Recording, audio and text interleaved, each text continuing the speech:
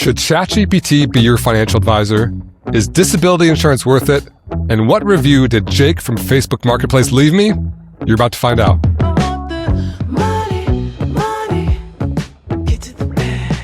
Welcome back to the Personal Finance Club show. Hey, Jen. Jeremy, tell me something good. Fill me in. Do you sell stuff on Facebook Marketplace or OfferUp or Craigslist ever?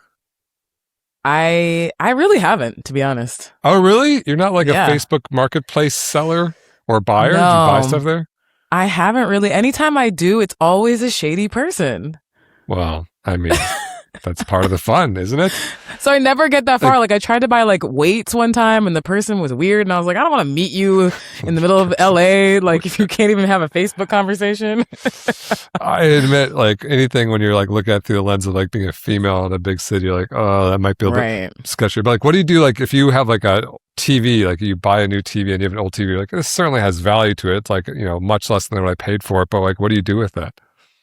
You know what? So in my apartment in New York, I was in like a nicer neighborhood when I left New York. And so I'd always get like free stuff on the street / like when I moved, I was like, I'm not taking any of this. I put stuff in a storage unit and I left a bunch of stuff on the street and hours later it was gone. I love the alley similar, the last thing I probably gave away that I probably could have sold was my old blender. I just literally put it downstairs and somebody took it. Put a little free sticker on it. At the place I lived before here, there was an alley in the back. I loved that. You could put anything in the alley, and there's guys in like old pickup trucks who just like drive up and down all the alleys. They just take the stuff. It was like amazing. It was like better than trash pickup. It happened like hourly, and so it would go almost instantly. But I love selling stuff on Facebook Marketplace because I find I have a lot of stuff that's like got some value, but you know, I want to get rid of it, and so I have a story. So here's the situation. Back about 2 years ago, actually, Hexclad, the pan company, just sent me a random email that was like, "Hey, we're like sending stuff to influencers for marketing reasons, and you can just have it for free and no obligations if you want to post about it, whatever you want." Which I actually really like that because a lot of times if they're like, you have to make a post about this, so we're not going to send it. I'm like, it feels gross. But I was like, all right, sure, send me some free Hexclads. In fact, they sent me to a link and I got to pick some stuff out. And then when it arrived, I think there was these like salt and pepper grinders in there, and they're really nice. They're heavy. They're like, you know, probably almost a foot tall. They're like heavy. My wife says they're like 5 pounds. They're not 5 pounds. They're probably at least a couple pounds. But we already had salt and pepper grinders, and they've just traveled with us for 2 years. And so I was like, I need to get rid of them. But like, these are really nice. And it's an expensive brand. So I looked it up on Amazon and they're $250. I was like, what? 200? I didn't even know salt and pepper shakers could cost that much. Me either. I'm like, what on earth? And so I posted on Facebook Marketplace, and I was going to post them for $20. I was like, I'll post them for 40. And I literally get like, I'm not exaggerating. I haven't counted, but last time I counted, it was like over 12, and before I took it down, there was 20 different people messaging me who wanted to buy these grinders. Which, like, admittedly, if like they like the brand or whatever, and 40 is way cheaper than $250. And so the very first person who messaged me, she comes the next day. I sell her for $40. She's happy. She goes on her way, and then like the 20th person who messaged me sends me this message. Oh God! And I'm going to do a dramatic reading. I don't think you've seen this yet, have you? No, I haven't. This is from Jake. Shout out Jake, by the way. I'll just use your first name. I don't think I can find you, but shout out Jake. Jake says, 40 is your bottom dollar. We have the whole set, just not the grinders. I know they aren't cheap new, but I'm assuming they were an unwanted add-on from a larger set on sale for Memorial Day. I'm like, what? How would you assume? That's like 3 assumptions baked in that like I bought them as part of a set. They were on sale. It was for Memorial Day. And so and like at this point, like they're already gone, or they were about to be gone, and like the buyer's coming in like 30 minutes or something. And, you know, I've got 20 people who are like desperately saying, okay, if they don't sell them, this guy tries to talk me down with this crazy half-baked story. And so I obviously should just ignore it, but I don't. I respond. I respond, that's a big assumption. And then Oh he no. responds that Jen's like, sorry. Jen doesn't like when I mess with the random people on the internet. Like, This has you know, you already sold them. Why do you need to talk to him? well, because I'm curious where this is going to go, because he's made this wild assumption about this Memorial Day set that I purchased. And the implication is because I got a sale on a set, I'm like asking too much, selling $250 salt shakers for $40. Wow. But he responds, he says, judging by the lack of denial, I did my homework correct, though. And so he says, because I said that's a big assumption, he thinks he's right. I was like, okay, I cannot let this internet man go unchallenged. And so You actually can. You really can. No, I can't, Jen. It's not like I'm trying to run two businesses here and start $1 billion company. So I decided to, I very rarely, by the way, use the term Instagram influencer or even tell people like that I do this for a living. I usually say I'm a computer programmer or something equally vague. But sometimes I just like need to lean into like, you know, brazen, bold truth, just the truth of what's it called? Like bold truth. I don't know. So I say, no, actually, I'm an Instagram influencer with 600,000 followers and Hexclad sent them to me for free, but you were close. What? So you're trolling him. Well, now I'm like, you made up this crazy story about the Memorial Day set on sale. I'm going to tell you the real story, which is even crazier, that it was like a free promo giveaway. And then he responds, Nectarine Financial does not make you an influencer. Shout out Nectarine, but he just did the very limited homework of looking at my, you know, job and my profile or whatever he saw on Facebook. And then I wrote in all caps lock on, mind you. I wrote, you don't believe me? And then he responds, this was all caps. I write, but to be fair, I write in all caps like half the time. You do actually write all caps a lot. Sometimes the text, I'm like, is he mad? No, I'm just shouting like I am now, but with a smirk on my face. But Jake responds, I said, you don't believe me? He says, I don't believe myself. Why would I trust the guy who's shit my pants before? And flag this episode for a bad word. But that's on Jake. That's not on us. Wait, what? I had trouble following that message, to be fair. He said, I don't believe myself. And I think he's making a joke because I have pooped my own pants in the past. How could I trust the guy who's pooped in my pants, which happens to be me? I think he's trying to be funny. And to be credit, like maybe he's a really funny guy. I don't know. No, we needed to punch that joke up because it wasn't hitting. I agree. It's why I don't believe myself. Why? And there's no punctuation and stuff. So it's a little bit like, I don't know where I'm supposed to be pausing. I don't believe myself. Why I would trust the guy who's pooped, bleep it out, my pants before. I said, well, it's true. And he says, that's fine. I said, then I showed up with receipts. I wanted to keep following this thread. I said, see, they sent me this email. And I sent him a screenshot of the email that Hexclad sent me that was like, I'm trying to get in touch with Personal Finance Club. We want to send you free stuff. Hexclad Marketing Department, whatever. I said, proof. He said, that's fine, dude. I'm even less inclined to pay full price. And I said, my harrowing story of being an Instagram influencer hasn't pulled on your heartstrings enough to pay $40 for a salt shaker? That are already sold, by the way. I didn't even tell him that part yet. And he said 2K likes and over 650K followers lets me know that most of those followers are probably from a place that ends in province. I don't get it. Okay, Jen, I need your help with this one. I don't get that. Like the context means he says you just have fake followers, right? But like, what does it ends in province? You didn't Google this? No, I didn't Google it. I assumed you're my Google. You're my like. We're the same age, bro. What are you talking about? You're looking at me like I'm a Gen Z. No, you're younger than me, but like that's a. Yeah. I guess my point was you're enough younger than me. You're gonna like know the common lingo. No idea. But what am I supposed to Google? Things that end in province?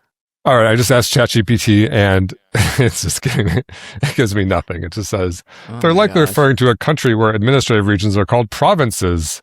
Oh, God. We are so washed. This is so sad. No, that doesn't mean anything. Okay, so, but, you know, it agrees that like he's making fun of the low quality of my followers, which is not true, by the way.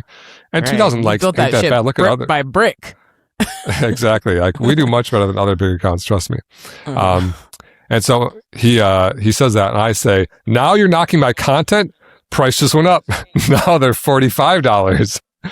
It's hard to get my likes these God. days. Way less about followers, more about individual content going viral, which is true, by the way.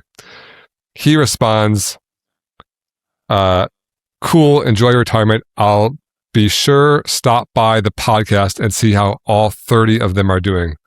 I Oh, think so we have a maybe new he means, listener. well, you just wait. Yeah. And I say 30 of what? I think maybe he meant like 30 Episodes? listeners or episodes. I don't know. Yeah. Me and Jake aren't fully on the same wavelength here. The Mhm. province thing is really throwing me off. I said, look at my puppies versus babies post. That got 13,000 likes. That's a little better. And he said, I'm assuming Asian peasants. What? Oh, I think maybe he's still on this thread. Like, okay, only poor people in Asia follow me because they're fake Oh my followers or God, something. that could have gotten weird. Okay, gotcha. Yeah, no, it did get weird. And then I say, but seriously, I had like 20 people message me about the salt and pepper shakers, and I sold them to the first person. I just saw your message about your Memorial Day theory and really wanted to have a conversation about that. And he says, sounds good, man. Enjoy retirement. And so, but Wow, he then, really by the way, diffused he did go to the podcast. Like with like most social media, I don't see anything on my phone, but with a podcast, because like there's only 3 people listening. Thank you to whoever's listening right now, because you're one of the 3. So Jake's actually right about that. But I do have Spotify comments turned on, so I do get a notification on my phone when someone leaves a Spotify comment. And he left a Spotify comment, and he said something like, "Can I, maybe if he made some like derogatory comment about the podcast not being popular and salt and pepper shakers, and I think I made some comment like, maybe you should start a podcast and they'll send you free salt and pepper shakers." I can't So believe he that was followed almost through. that was almost the end of the story. But then just this morning, this is a breaking news story. I get like a message on my phone that says, Jake has left you a review.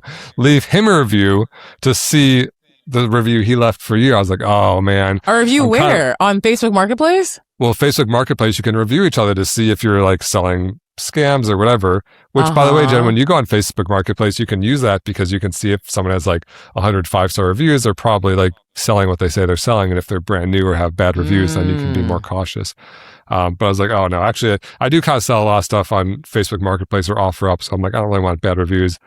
And also you can't see his review until you leave a review. And so that's to like prevent retaliatory reviews. Like, if he left me a bad review, then I'd leave him a bad review just out of retribution.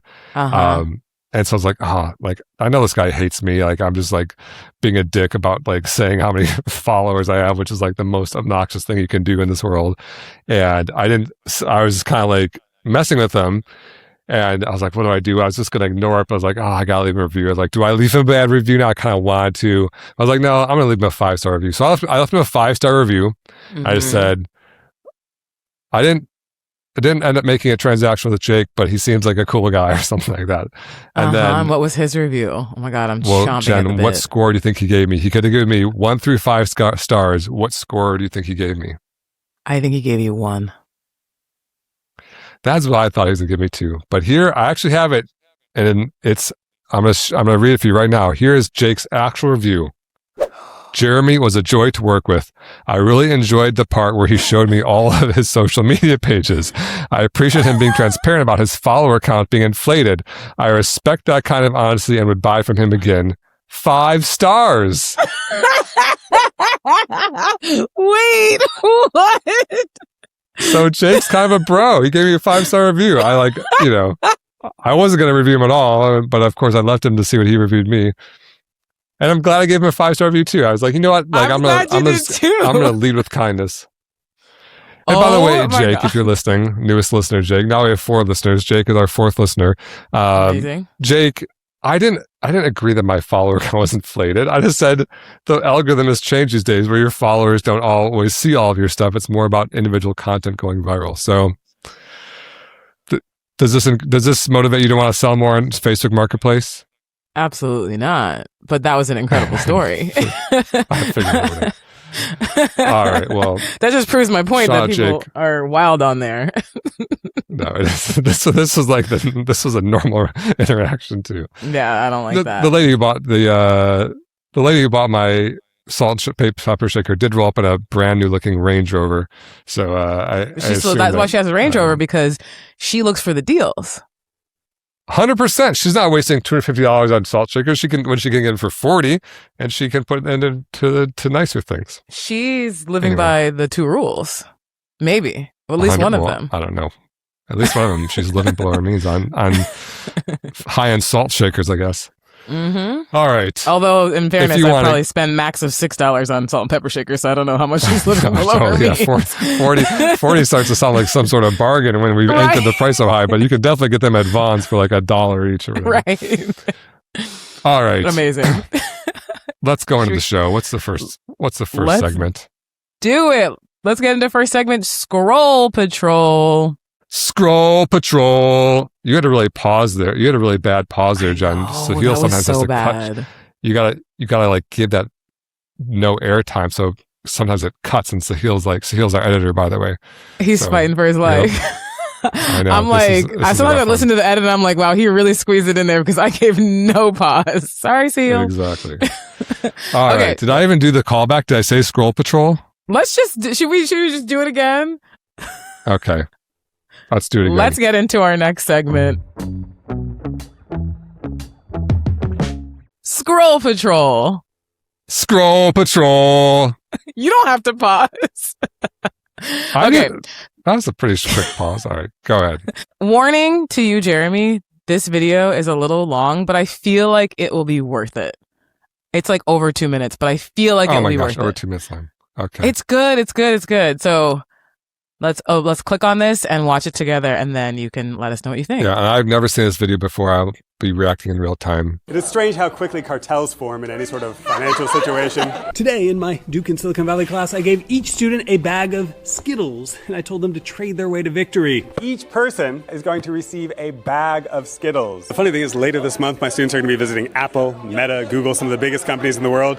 I guarantee this is the activity they're going to remember most. You'll have 20 minutes. Your goal is to acquire as many Skittles of the same color as possible by trading with other people in the class. You know the orange is 100x red. People who have the most number of each color get 1 free homework assignment. Skip. Process the trade, Dr. Dan. One on the floor. Okay. It's not illegal. In order to make sure things are fair and even, I'm going to serve as the Skittle Trade Commissioner. In order to make a trade, you have to come report that trade to me. I will put it on the spreadsheet, and there is a fee for recording that trade. It is 1 Skittle per person who makes the trade. And then I sat back, and I got rich. Well, at least I got Skittle rich. Thank you. This is my fee. All right. And I need your fee. When my students heard the game, they immediately started strategizing. Who has the most red ones? Should I trade my purples early? Can I trust the guy in the corner? But nobody asked the important question, which is, why are we even doing this? Somewhere out there, a finance student is watching this and jealous that his professor isn't having him haggle over lime-flavored candies. We live in a weird world. Here's what actually happened. Every single trade that took place cost both parties 1 Skittle, paid to me.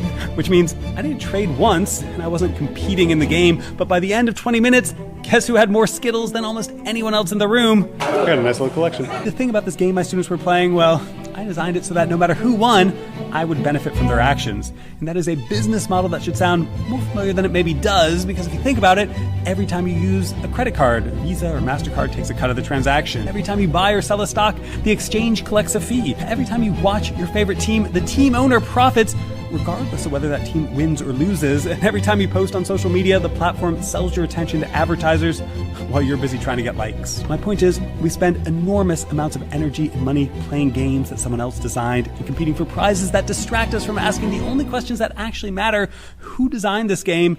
And why are we playing it? By the way, that is a big part of what we were trying to study for the month. I am teaching out in Silicon Valley, and don't forget to follow along if you want to see where the question takes us. Cool. Yeah. So that I've seen his content before. I don't know him or know anything about him, but I think he's a college professor clearly and does kind of creative lessons and things like that. Yeah, that was interesting. The whole trade your Skittles and end up with the most. I was like, that might just kind of very quickly devolve to nothing that interesting because everyone just has the same incentive. But then when he had this new cost per transaction, that kind of did change things. And he made a good point, which is like, you know, those transaction costs and those entities that make that money, that's where like the big money is, right? You know, Visa and MasterCard are some of the biggest companies on the planet because every time any of us swipe our card anywhere, which happens many times a day for basically every person, they're taking 2%, 3%, 4%, whatever it is. And some of that comes back to you in terms of points, but any percent on all the money that's spent just turns into this massive business model. And, we forget about how costly that is to us because it's kind of invisible to us because, we don't have to go put a Skittle into Visa's cup when we buy something. It just happens invisibly as these transaction fees often do. And so I think being aware, I think, he was kind of trying to make a point about these transaction fees, which is really, I think, the biggest point here. I think who ends up with the most Skittles maybe has some interesting aspects regarding trade. I almost feel like that was like a Planet Money episode. I don't think is that in our podcast overlap? Kind of. I've listened to it, but it's not like in my regular every week thing. Yeah. Sometimes they do like dive into like kind of like little games like that to demonstrate, how trade strategies work. And he even said right at the beginning, there are cartels forming. And so maybe someone's like, okay, I'm going to, get to go with all the purple people to, further our interests or whatever. But since only one person or only one person per color can get their homework forgiven, I feel like it does. I don't know. But yeah. The whole transaction cost thing is interesting. So I think that's like, whatever. It's a clever little lesson. I don't know, like if it's going to be super memorable, or he said it's going to be more memorable than going to the big companies. Maybe, I don't know. Right. But I do think that, thinking about the incentives of these companies who set up these games and like why we're playing them is so important. There's some subtext there, which I talk about a lot, which is, don't get so involved in chasing credit card points. You're trying to get like a portion of your, you buy something for 100 Skittles and, three of those Skittles go to Visa and you're trying to get some of those 2 Skittles back. Like you spent the 97 Skittles you lost. That's like the big problem, not the, some of the 3 Skittles that were shaved off. Right. And so the real question is like, why are we playing these games? And so I like that. I give it an A-. I don't think it was really that, it kind of had the music and kind of the air of like, look how insightful this is. And I'm not really sure it's like that mind-blowingly insightful, but cool lesson. And I love educators that care and, really try hard and are try to do new things and be a little bit creative. Yeah. So I like it.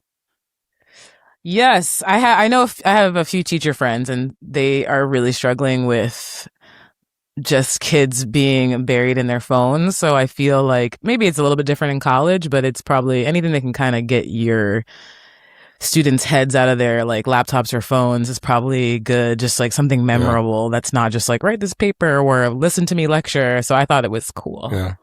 Yeah, I agree. Good job, him. Good job. What's our next segment? Next, we've got Hot Topics. This is a very hot topic. Hot topics are news happenings around the world. What's today's hot topic? So the title, I'm on Reddit, which is scary for me. I don't go over there. I think you have a very good fear of Reddit because it can be a scary place. Just dipping my little toe because I just felt like maybe I could find something interesting, and I did. So this Reddit prompt, I guess, is the title is "Looking for an AI to essentially be my personal finance advisor." So let me read this post, and you can tell me what you think. This person says, I use multiple AI tools every day for loads of things, but I really haven't been able to nail down a good system or AI to be essentially like a financial advisor for day-to-day activity.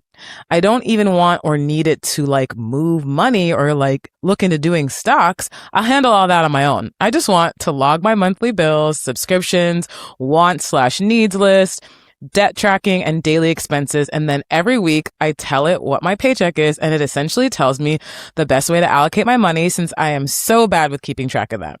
I've literally tried every single app and I fall off every time. I just want to be able to type in whatever income/expense and it just logs and comes up with a solid plan. I've already tried ChatGPT, Claude, and Gemini. ChatGPT forgot a lot. Gemini forgot everything. Claude is almost there, but it's not really picking the smartest options. Hast, I don't think they meant to write hast, but that's hilarious. Hast anyone else found success doing something like this with an AI? Well, maybe it's like an Old English. Hast thou, this person who the only way he knows how to solve any problem in life is by asking AI. He also happens to speak in Old English, and so hast thou, Gemini, I love that smite crossover. my daily expenses. Thoughts on this? Yeah. So it is funny because this AI revolution is so new. I remember the day I learned about ChatGPT, the existence, and my friend was like, "There's this website you can like type in things and it will like do whatever you say it will." And back on that day of my life, before I really understood the power of it, I was like, "Oh, I've seen this kind of like gimmick before," and like I'm like, write me a poem, and it kind of wrote a pretty good poem. I was like, okay, like that's actually pretty good, But suddenly, we're here now, which is a couple of years later, where people expect it to do everything. And he has this I don't really even fully understand like what his vision is, but he's like, I don't want it to do trades or stocks. I just want to like log a bunch of stuff and then it tell me where to put money. And it's so weird because, I'm a software engineer. I'm a software developer by trade. That's what I've been doing for my career for 25 years now or something. And it seems like a very simple program he really wants to have written, of which there are probably many on the internet that do something similar, like, personal finance trackers. And I assume we don't really know. Can't really it's just some random looking username, but yeah, I'm assuming those pronouns, but I assume it's his instinct is to just have AI do it. And, the way when we talk about AI, at least in this context, it's this LLM, a large language model, and what it's doing is basically just predicting what the next word would be in a paragraph. And so if you ask it something, it runs it through its model. It's like, okay, if I saw this series of words, what would the next series of words be? And it turns out that strategy works really, really good for things like writing emails and writing poems, where there's like a lot, books and things like that. And it's started to kind of figure out math and stuff too. And they're making it, the LLMs are using other tools and stuff built in. And so it's kind of becoming this big conglomerate thing, but it's really not good at this sort of thing at all, as he's experiencing. And worse, it can act confident when it's wrong. Because one of the big failings of AI is that it doesn't know if it's right or not. It's equally confident about everything it says. And so some things it just absolutely crushes. There are things like summarize this 10-page document in a few paragraphs. It's so good at that. It's like really, really good at, like, a human probably can't do that better anymore. And you're going to really get as good as you can in a few paragraphs, like a summary of what the 10 pages says. But what he's describing is, I want to like put all these different inputs in over time, and you tell me like the strategy where it should go is better suited for like a spreadsheet or something. And AI is like not good at that at all. And so, that said, we're in the middle of an AI explosion. And I do think that a lot of people are making a really bad mistake right now, which is they assume wherever AI is today is the top. And I'm like, no, look at the chart. We're in the hockey stick. We're in the middle of the hockey stick explosion. And so to point to the point to we are today and say, this is as good as it's going to get. I'm like, no. And a year from now, it's going to be much better. And so maybe in a year from now, that will be the world. Like maybe we'll look back on this and be like, oh yeah, you can totally do that now because it does everything. It's this like omniscient brain that can tell you anything and everything regardless. But as of now, it's not the right solution. And so, I think you would really be looking for something more focused on that task. And shout out, Nectarine recently launched what we are calling the app, which is a personal finance app where you can do what he's saying, link your accounts. You can put in you don't even need to type in your income. It will just link your accounts, your checking account, your credit card, and it will show you, here's all your investments. Here's a Sankey chart of your spending or where all the spending is going. It'll tell you your fees, and we're actually working right now on something called the money score. I don't want to spoil it. This is like only the podcast listeners will even know about this, but it will basically give you a snapshot of all of your personal finance situation in one place. And so I think that kind of thing is a more appropriate tool for this person. But,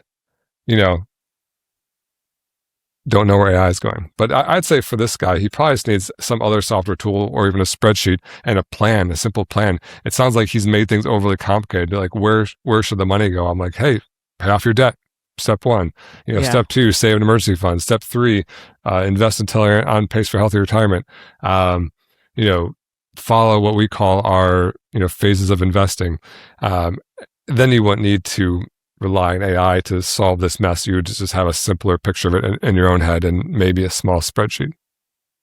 Yeah, it reminds me of those. Have you seen those videos of it'll be somebody at a restaurant and they're asking how to ask the waitress what to order, and then the waitress is using ChatGPT to figure out how to talk to the customer. It's like, are we getting there? It's like, just there's apps for this. There's platforms for this. There's other ways to go about it. I can't even talk to a cashier without asking ChatGPT what I would say to them. Yeah. And then the cashier doesn't know what to say back. It's like, they just asked me what I want. What should I say? What do you want? I want the coffee. Tell them you want the coffee. Yeah. So I mean, you're right to ask, when I'm coding these days, I'm heavily reliant on AI. Mm-hmm. And, I think, what would I do if AI didn't exist? And the answer is I would do something similar to what AI is doing, which is I would go and read all the documentation and go and figure out, what this API does or what this weird bug is. And then I would try to go write the code. And that's essentially what AI is doing, is just doing it dramatically faster. Mm-hmm. But, I do worry, am I getting dumb if I can't do it myself? Or are we just operating on a higher level now? And now we need to think about moving big pieces around, not about, working on all these little, details. And interesting. Definitely not the craziest post on Reddit, but for sure had me scratching my head a little bit. But the real answer is I don't know. I think a lot of people will make these bold statements about the future and everything, and no one knows. But we're definitely, the thing that I caution people on is don't assume that this is the end, because we're in the middle of the mushroom cloud and things will keep changing. Yeah. All right, cool. Let's move on to, do you want to have your question answered on the show? Go to personalfinanceclub.com/ask. Can I ask a dumb one? You're asking a smart question to a dumb dude. What's our question dumb today? Dude. Okay, Asher in NYC asks, I'm married and we each have term life insurance policies. $2 million policy with a 40-year term each. I'm an engineer and my wife is a nurse practitioner. I'm curious to get your feedback on disability insurance, primarily, guaranteed renewable, switching from term, and eventually switching to whole life. Jeremy, take it away. Oh man, I love insurance questions. And so, the first thing that strikes me about this question is it sounds like you maybe have been talking to an insurance salesman. I very rarely talk to a normal consumer who's just like, I think I need to buy 4 more types of insurance. And so, if where you're getting your financial advice is from an insurance salesman, I would immediately take that with like a massive grain of salt, because they're going to suggest the things that make them money. And they're going to suggest them in the order of the things that make them the most money. And so you can probably just roundly ignore that. That said, it's important to understand how insurance companies work. This is how insurance works. They sell a policy, which is just like a Word document that says the rules of the policy, that charges some sort of premium, either a monthly fee or a one-time premium or whatever. And so they take a bunch of money in, and then they pay money out, but they pay less out than they take in. And the difference is how they run their business, as kind of all businesses, right? Mm-hmm.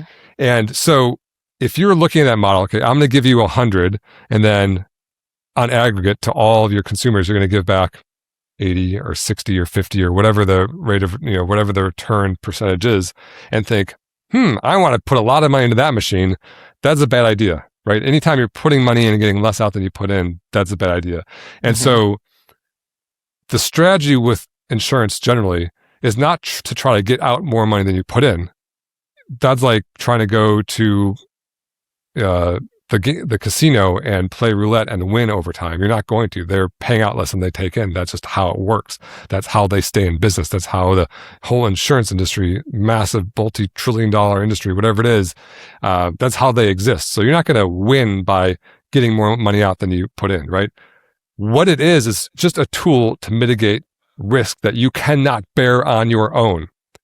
If you are house poor and the only asset to your name is your house, and the house burns down, you're ruined. And so in that situation, you'd probably want to have homeowners insurance. And so if the house burns down, you're not homeless anymore. They'll cover the cost to get a new house. On average, you're going to lose on that deal, right?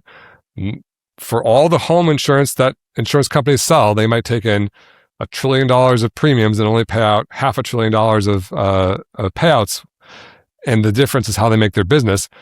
So on your case, on average, you might pay out, $20,000 in premiums. You're only expecting to get back some number less than that, 15,000, whatever it is. But if your house does burn down, you might get back 500,000, and that would save your bacon. And so the point of insurance isn't to make money off of it. It's to cover yourself on a risk that you cannot bear on your own. Some risks you can bear. So Jen, do you ever go to Amazon and you buy like a blender and it says, do you want to pay $12.96 for blender insurance? Yeah, and I'm like, boo! Why would I do that? This do you buy the cost blender me insurance? $13. Right, exactly.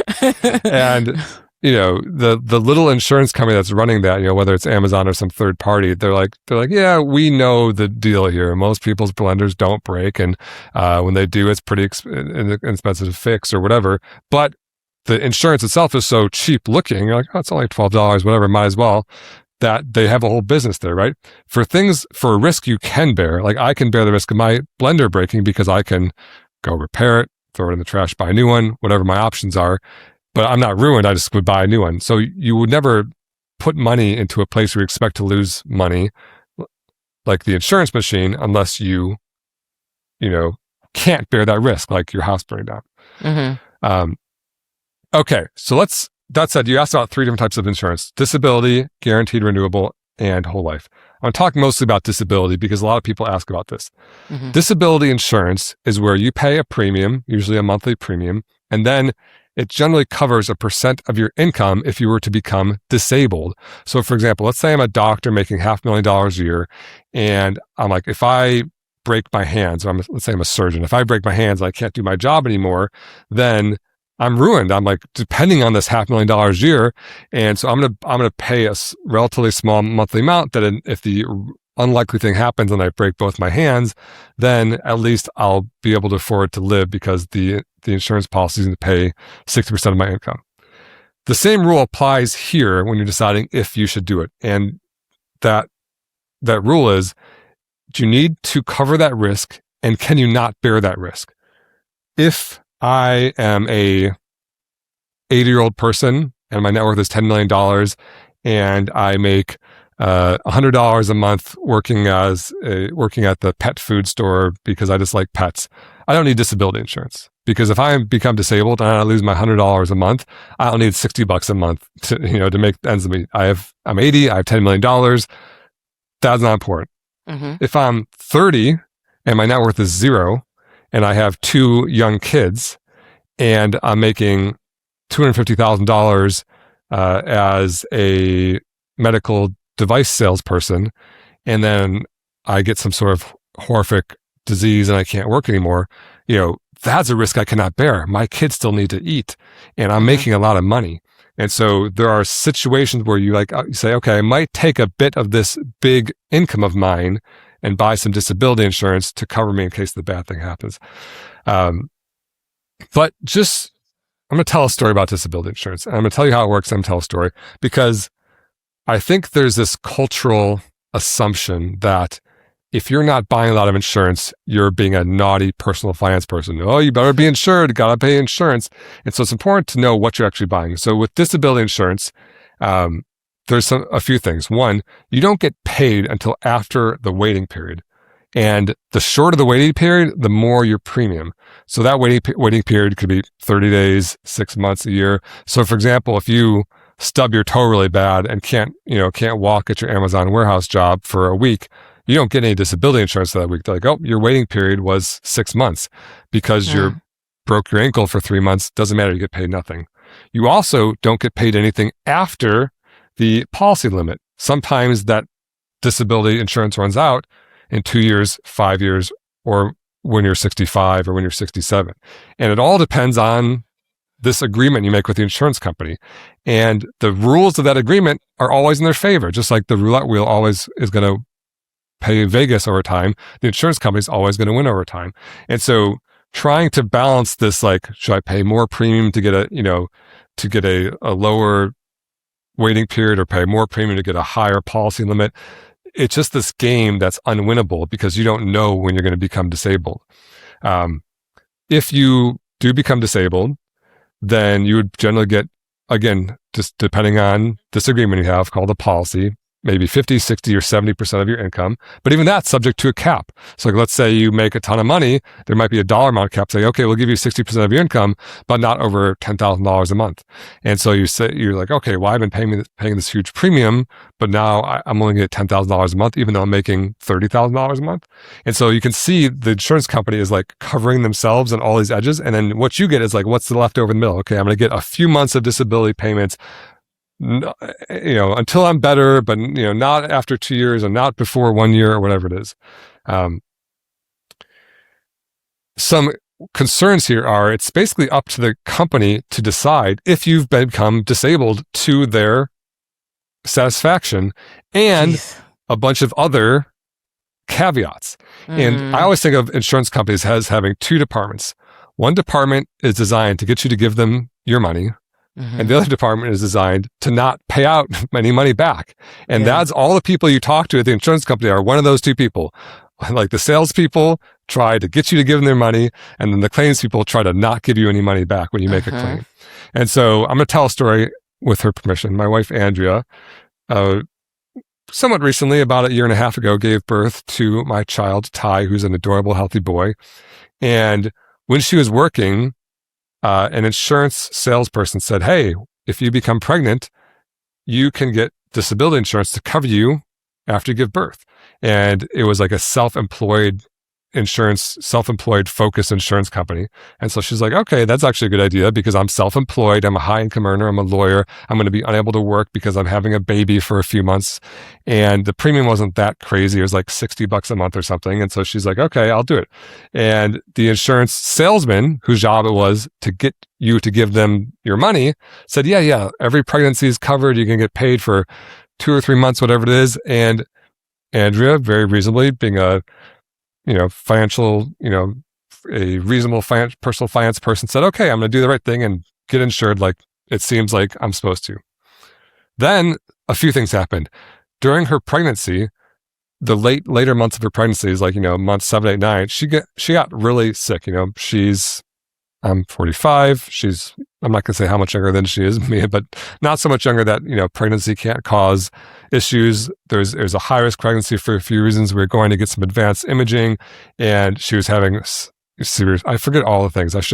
But she was basically had to stop taking clients, had to stop working for the last few months of her pregnancy.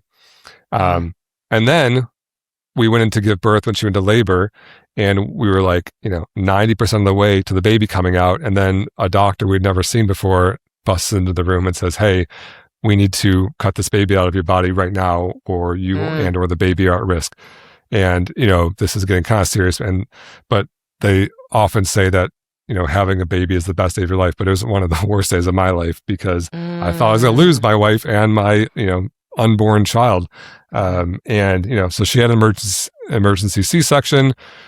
The baby is amazingly beautiful, healthy, most amazing baby in the world. And, Andrea had a very serious recovery to look forward to, because the C-section was a very serious, invasive, big surgery with a big old cut and a lot of blood and a lot of, recovery, while you're trying to keep this, baby that was swimming in liquid 5 minutes ago and now is breathing air, try to keep that that baby alive. And so she, a month after, whenever she can finally get on the phone again, a month or two later, I forget what it was, she calls up the insurance company. She says, hey, remember me? You sold me this policy, said every pregnancy counts. Here's what happened. I wasn't able to work in months 7, 8, or 9 because of all these complications and sicknesses. And then I had an emergency C-section, and I haven't been able to work for 2 months because I'm a lawyer that needs to go to court. I can't walk, blah, blah, blah. And the insurance company says, denied. And she says, why? And they're like, well, being sick or being sick during pregnancy isn't a disability. That's not covered. And she's like, okay, fine, whatever. Just pay me for the C-section then. That's clearly covered. And they said, what do you think they said, Jen? I'm guessing denied. You're right. They said denied. And she's like, why is that denied? I was like, went through a serious surgery. They said, well, you just told us that you weren't able to work before the pregnancy. Therefore, you had no income. Therefore, you had nothing to be covered. And she said, wait, so if I was paying for insurance with no income, should you give me a return of my premiums because you weren't covering anything? You weren't covering me because I had no income. And guess what they said? No. Denied. And my wife is a lawyer, and she's like, wait a minute. So because I couldn't work because I was so sick, and you say I wasn't sick enough. Then when I got sick enough, you say now you're so sick, but it doesn't count because you were sick before. So it's like this chicken egg problem. You're not sick enough to get covered, but you're too sick to get paid. Therefore, you can't get paid later. It's so crazy, right? And then she's a fighter. She's a litigation attorney. So then she pushes back and she says, no, this isn't right. And they're like, well, you wouldn't get money. Well, they said, like, where do you live? And she said, I live in California. And so then they say, guess what? California's not covered? They say, denied. Come on, Jen, aren't you picking up on the parallels here? I'm trying to get too much into the nuance. Sorry. Yeah, they say denied. Oh, you live in California. Well, we only cover you after you've used up all other possible coverages, and so you have to go to the state of California and get your disability coverage there. And so then she goes to the state of California, and I mean, this just starts to get so annoying because she goes to the state of California, which is very hard to get in touch with, and they say, oh, you're not covered because you're self-employed or for whatever the reason is. And then she goes back to the insurance company and say, well, you have to prove that the state of California said that. And like, well, the state of California is in the business of giving proof of non-coverage. And so, this is a mess. Right. And so we walk around with this assumption that, oh, if you have insurance, you're covered. But like, no, you're not. You just have to go fight with them to see if you can, ask for any of your little peanuts back that you've been giving them for the last, months or years or decades or whatever it is. The end of the story is she did end up getting covered for like 2 months or something. They ended up writing her a check for like 2 months of her coverage. And, whatever. I don't even know if she was like net positive or negative, if it was worth her while. But I think from the insurance company's perspective, maybe 100 women made this claim, and maybe there were 3 Andreas who were lawyers who were going to fight them to actually, get paid what they were sold on. And they still made out, even if Andrea got back her premiums or a little bit more, whatever it was, the other 97 women who aren't running their own law firm didn't have that benefit. And so the insurance company's like, yeah, we made it. It is kind of giving like Aaron Brockovich vibes. Yeah. Jesus. And so, when people say, oh, should I have all this insurance? The general answer I give you is like, don't let insurance be your financial plan. Don't expect to get more money out of insurance than you put into it. And don't expect it to be this really beautiful, easy process. That said, insurance companies aren't all total scams. They often do pay out. I think term insurance is one of these insurances that generally does pay out because being dead is kind of a black and white issue. There might be little ways it can get out of it if they look for pre-existing conditions, if you were sick or if suicide versus death, whatever it is. So they might still try to get out of it. But generally, term insurance policies cover you. And so this was a really long rant about disability insurance. Quickly, the other 2 things you asked about, guaranteed renewable life insurance. A term insurance policy is saying, hey, for the next 20 years or 30 years, the term, I'm going to pay one flat rate. I'm going to be covered for those years. After that term is up, the insurance policy goes away. If I die, I don't get anything. But if I die during that time, my risk is covered, which is how insurance is supposed to work, which is why I recommend buying a term life insurance policy if you're young and have kids and need your income or your work replaced. Guaranteed renewable is saying, hey, instead of a 30-year contract, we're basically going to have a year-to-year contract. So every single year, we'll just tell you what it costs. You always are going to be guaranteed to be able to buy your next year's of insurance, even if you get sick or something, but the price is going to go up. And it kind of goes up exponentially, right? They wouldn't sell insurance to a 90-year-old because 90-year-olds are very likely to die. Or if they did, it would be, $100,000 a year for a $120,000 policy or whatever. And so generally speaking, you don't want to do guaranteed renewable unless you're just trying to fill a gap. You're like, okay, for a year or two, I'm going to be between jobs, or I'm going to have a significant life change or something where you just need a very short period of coverage and you're just trying to like cover the gap. Sure, you can do a year or two with guaranteed renewable there, but that shouldn't be your long-term plan. Your long-term plan should be keep your insurance costs low and invest most of your money, because once you have enough wealth, you don't need term life insurance. You don't need disability insurance. If you have $10 million in the bank, or $5 million in the bank, or even $3 million in the bank, the $10,000 a month that the disability insurance may or may not pay you doesn't really matter, because you could just live off of your investments. And so that's really plan A, is to build your wealth to a point where you don't need to mitigate the risk anymore, because you can shoulder the risk by just paying for it. So that's what guaranteed renewable is. And then whole life, I'm not going to even give you my rant because I've done it on too many episodes, but it's just more expensive. I consider these permanent life insurance policies to be the biggest scam operating in broad daylight. Do not go and buy a permanent life insurance policy for financial reasons. It's a terrible deal. Cover the risk you need mitigated. If you need a short-term plan, life insurance plan, get it. If you need disability insurance, maybe if you're one of those high income earners with low net worth, with young kids, things like that, yeah, you should probably cover disability so that if you do become disabled, your family still has some income. But beyond that, the general strategy that I live by is I try to mitigate the amount of money I'm giving to an insurance company and put that money instead into my investments to let them grow, which are now at millions of dollars. So even if my house burns down or I die or become disabled, I don't need the insurance company anymore. I can just go to my bank account and my wife can live off of that. Yeah, I'm always surprised when people ask you specifically about whole life insurance. I'm like, man, just scroll down like. It means we have new listeners, Jen. Jake is listener number 4. I'm not trying to drag Asher. I'm always surprised when they ask you. But here's where we are. And you can save people a ton of money and heartache. So hopefully they're listening. Well, Jen, if you don't like answering the same questions over and over, you're in the wrong line of work. Because that's what we do here. I'm saying I'm not surprised anymore. I mean, the thing is, though, obviously from our perspective, we talk about this all the time, but from a, listener's perspective, they listen to the Personal Finance Club show, for a few minutes every week. It's like 0.1% of their attention if we're lucky.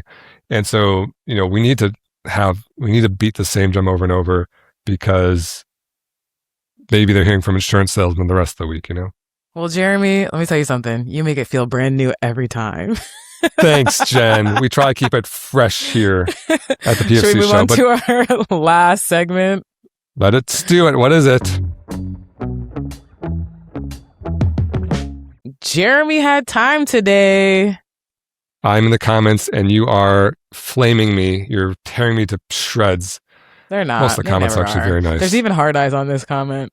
Although they might be sarcastic. They seem sarcastic to me, so let's hear it. Okay, so we're on Instagram. I'm back. Reddit streets scare me. So we're looking at a classic PFC post with our emoji friends, Brittany and Brianna. And you want to give us the rundown of what we're seeing before we jump into the comment section? Yeah, it says this is FIRE. FIRE stands for Financial Independence, Retire Early. And it says both Brittany and Brianna are 30 and take home $5,000 a month from their day jobs. Brittany spends $4,750, almost all of her money, and invests $250, and she can retire at 70. Brianna spends $3,000 over $5,000. She picks up extra shifts for an extra $500 and invests $2,500.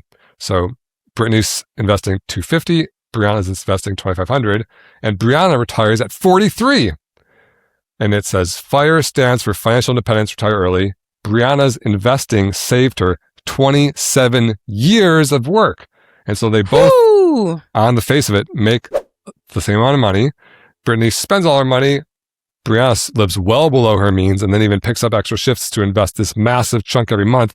And then they can both retire, but one 27 years earlier. How wild is that? Because retirement, remember, is not an age, it's an amount of money. And once you get that amount of money, you don't need to work anymore. And it's a good place to be. So what does this commenter say? The commenter says, okay, retired at 43. So take out 4% and you have to pay capital gains tax. And then there's 2 hard eye emojis, which we've discovered are probably sarcastic. I think, there's two ways to read this. I think one way is just someone asking an earnest question saying, hey, I don't really understand the logistics of this. Do I have to pay tax if I retire early? And the other way is kind of the way I'm reading, which is the more cynical way, which is like, okay, I retired at 43, but then I'm hit with capital gains tax, so it blows up your whole plan. And I'll answer the cynical reading first, which is, so wait a minute.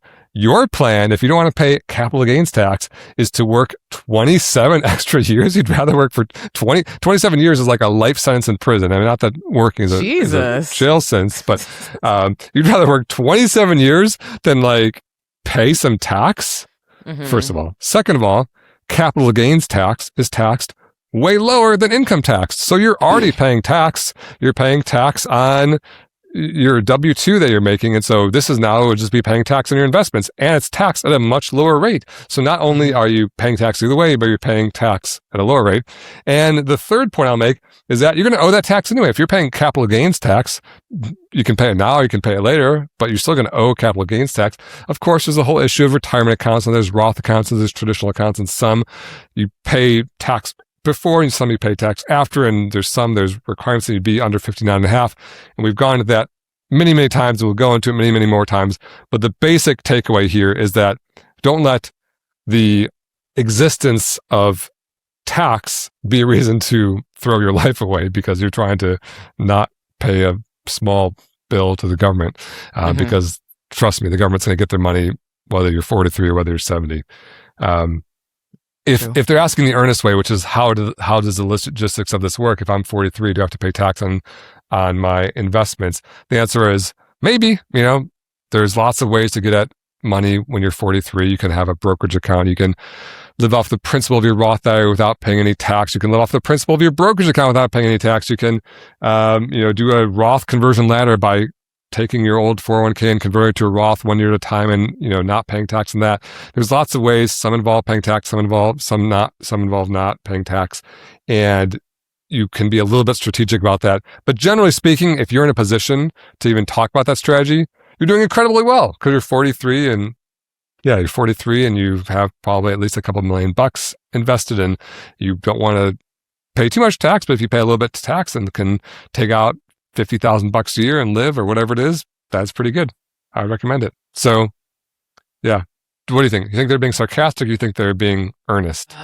I think everybody needs to be meaner. Your comments need to be meaner. You need to be meaner. I just want more excitement. I want more thrill here. I know. I literally started a flame war with Jake. I was just trolling him on the internet. For no reason. For no reason. We gave each other 5-star reviews. We gave each other 5 stars. Is the internet becoming too nice? Have we turned the corner? That's definitely what's happening. The internet's becoming too nice, Jeremy. I was shocked with Jake's review. I mean, I think he knew I was trying to be a little bit funny with our little interaction there. By the way, I didn't know I was going to talk about this in the podcast. I only talked about it because I did it yesterday, and I was like, oh, that's top of mind. But I often Jen knows I mess with people on the internet. Usually it's funny. There's no tone, there's no sarcasm italics especially on something like Instagram or Facebook Marketplace. Yeah. So it's interesting that was the outcome because they could have gone left for both of y'all. Yeah. Literally minutes before filming, I sent in my review just to see what his was going to be so I could mention it here. And sure enough, and Jake, shout out. If you're a listener now, man, follow the True Rules of Personal Finance Club because that's how you can afford the $250 version of the salt shaker. But you don't want to because you know what the true rules are? Rule number 1 is live below your means. That means keep hitting up Facebook Marketplace, hit OfferUp, hit Craigslist, spend less money if you can. And rule number 2 is invest early and often. That's how you become wealthy. See you next week. The Personal Finance Club show is produced by Jeremy Schneider and Jen Mundia. Music by Esabalu and Homie. Send your questions to podcast@personalfinanceclub.com.